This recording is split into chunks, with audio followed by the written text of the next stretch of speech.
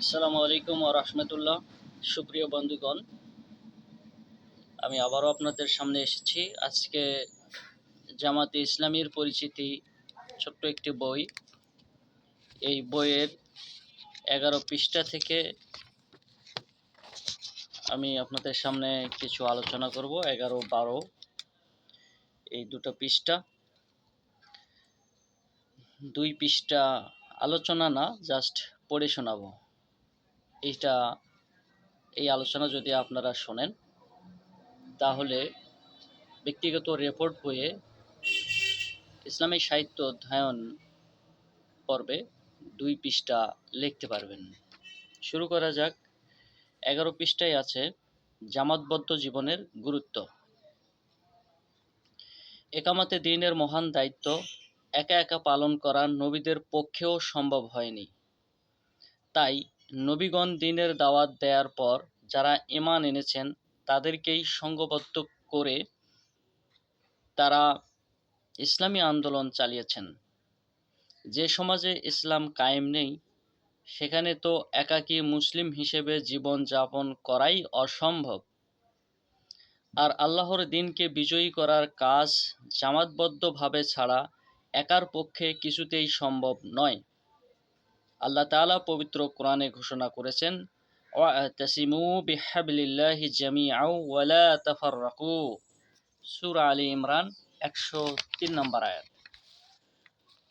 আল্লাহ বলেছেন, সকলে মিলে আল্লাহর রুজুকে শক্তভাবে ধারণ করো এবং দলাদলিতে লিপ্ত হইও না।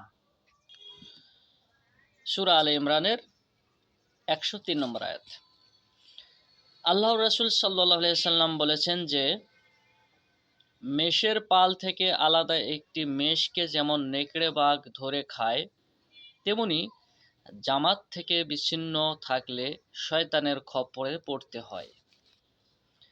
মানুষ সামাজিক জীব।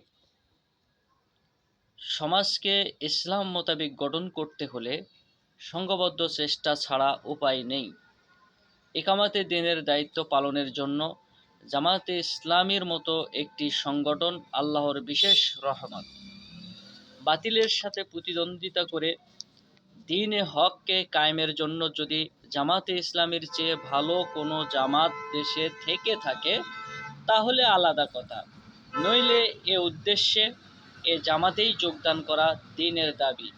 আর যদি কেউ নতুন কোনো জামাত গঠন করা সম্ভব মনে করেন তাহলে তাই করা উচিত, কিন্তু জামাতবিহীন জীবন যাপন করা কোনো মুসলিমের জন্য কিছুতেই উচিত নয়।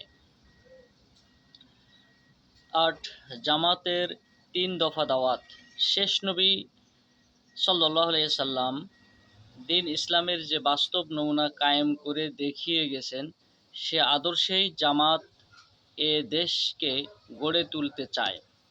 তাই জামাতে ইসলামী দেশকে সে দাওয়াতই দেয়। জামাত কোনো নতুন দাওয়াত দিচ্ছে না।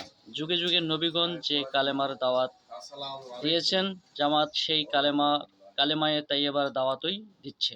সেই পবিত্র কালেমা এই লা ইলাহা ইল্লাল্লাহু মুহাম্মাদুর রাসূলুল্লাহ।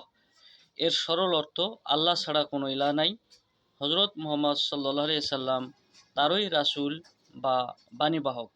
এই কালেমা দাবি করে যে অন্য সকল প্রকার দাসত্ব ত্যাগ করে একমাত্র আল্লাহ তাআলাকে জীবনের সর্বক্ষেত্রে মনিব মানতে হবে এবং তার রাসূল সাল্লাল্লাহু আলাইহি সাল্লাম যেভাবে আল্লাহর দাসত্ব করার নমুনা দেখিয়ে গেছেন সেভাবেই দাসত্ব করতে হবে, অর্থাৎ পূর্ণরূপে রাসূলুল্লাহ সাল্লাল্লাহু আলাইহি সাল্লামের আনুগত্য ও অনুসরণ করতে হবে।